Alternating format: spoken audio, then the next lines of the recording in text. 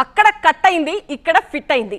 Yes, Israel Iran war జోన్లో ఇదొక ఆసక్తికర పరిణామం. ఇజ్రాయెల్కు వెన్నుదన్నుగా నిలబడ్డ అమెరికా పాకిస్తాన్తో తమకున్న పాత ఫ్రెండ్షిప్ని గట్టిపరుచుకుని బ్రొమాన్స్ షురూ చేసింది. ఆ విధంగా అపూర్వ సహోదరులాంటి ఇరాన్ అండ్ పాకిస్తాన్ మధ్య రిలేషన్ పూర్తిగా తెగిపోయింది. టోటల్గా ఆటలో అరటి పండులా మారిపోయింది పాకిస్తాన్.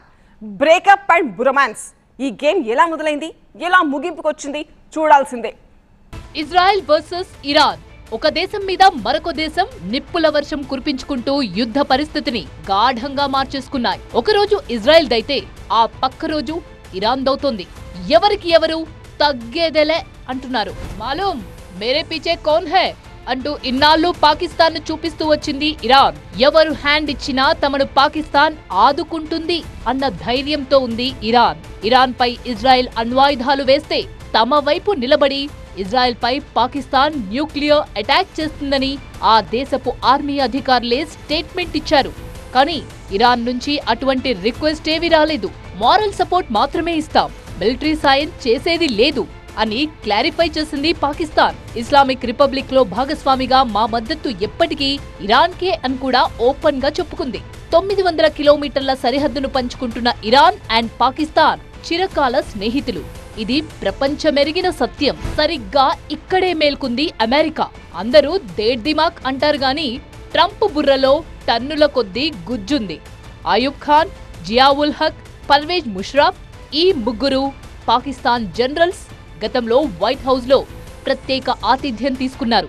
పాకిస్తాన్ ఆర్మీ చీఫ్ ఆసిఫ్ మునీర్ వంతు మునీర్ ను డిన్నర్ మీటింగ్ కి పిలిచి కొసరి వడ్డించారు ప్రెసిడెంట్ ట్రంప్.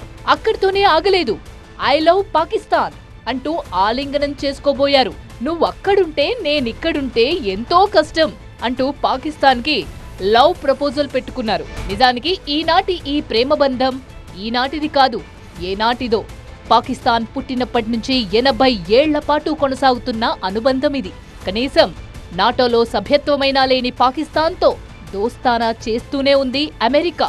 పాకిస్తాన్ కి మిలిటరీ సాయం చేయడం కోసం చట్టాల్లో మార్పులు కూడా చేసుకుంది. పాకిస్తాన్ 80 దాకా అణ్వాయుధాల్ని సమకూర్చుకుందంటే అందులో అమెరికా చేదోడు లేకుండా లేదు. అమెరికా కోసం దశాబ్దాలుగా డర్టీ వర్క్స్ చేస్తూ వస్తున్నామని స్వయాన పాకిస్తాన్ డిఫెన్స్ మినిస్టరే ఒప్పుకున్నారు. ఆ మాటకొస్తే పాకిస్తాన్ పక్క బలాన్ని చూసుకునేగా ఆఫ్ఘనిస్తాన్లోని తాలిబన్లపై అమెరికా యుద్ధం చేసింది. ప్రపంచ టెర్రరిజానికి పుట్టినిల్లు లాంటి పాకిస్తాన్ ఒసామా బిన్ లాడెన్ లాంటి కర్కోటకుణ్ణి తమ దేశంలో దాచిపెట్టుకున్న పాకిస్తాన్ని బుద్ధిమంతుడుగా సాధు దేశంగా పరిగణిస్తోంది అమెరికా. పైగా అమెరికన్ మిలిటరీ ఇండస్ట్రీకి పాకిస్తాన్ రెగ్యులర్ కస్టమర్. అందుకే ఐ లవ్ పాకిస్తాన్ అంటూ మన దాయాది దేశంతో బ్రొమాన్స్ రిపీట్ చేశారు అమెరికన్ ప్రెసిడెంట్ ట్రంప్. అదేవిధంగా పాకిస్తాన్ నుంచి ఇరాన్ ను దూరంగా జరిపేశారు. ఓ మోస్తారుగా బలమైన అణ్వస్త్ర దేశంగా పేరున్న పాకిస్తాన్ ఇరాన్ పక్షాన ఉంటే ఎప్పటికైనా డేంజర్ అనుకున్నారో ఏమో. తూకం రాళ్లు ఇటువైపు జరిపేశారు ట్రంప్. పైగా ఇరాన్ అధ్యక్షుడు ఖమైనీకి రోజులు దగ్గర పడ్డాయి అని తనకు తానే కౌంట్ డౌన్ మొదలుపెట్టింది అమెరికా. ఈ నేపథ్యంలో ఇరాన్ నైతిక స్థైర్యాన్ని దెబ్బతీయాలంటే, ఇరాన్ ను ఒంటరి చేయాలంటే ఇదొక్కటే మార్గం అనుకున్నారు. అటు అమెరికా, ఇజ్రాయెల్ తెగబడితే పాకిస్తాన్ అణ్వస్త్రం ప్రయోగిస్తుందని అమాయకంగా నమ్మిన ఇరాన్ ఇప్పుడు నట్టేట మునిగినట్టయింది.